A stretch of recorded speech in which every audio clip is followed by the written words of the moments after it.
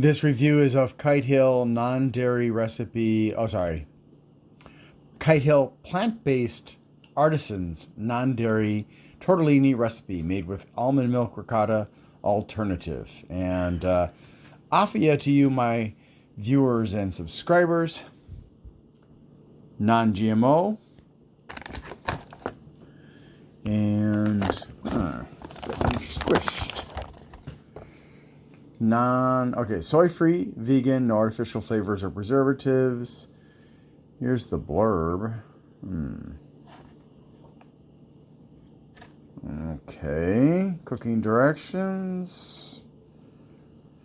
Nutrition facts. A cup of this has got 5 grams of fat that are not saturated or trans fats, no cholesterol, 280 milligrams of sodium, 46 grams of carbs, no dietary fiber, 1 gram of sugar that's not added, and 10 grams of protein.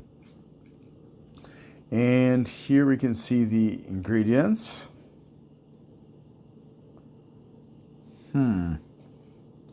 Well, sounds kind of interesting. Let's give it a try. And this is what they look like. Kind of cute, like a little hat. Ding. No.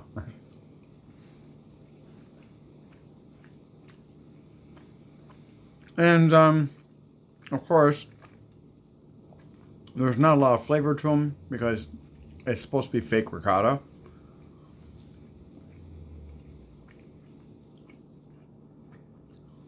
And ricotta, if you've never made it,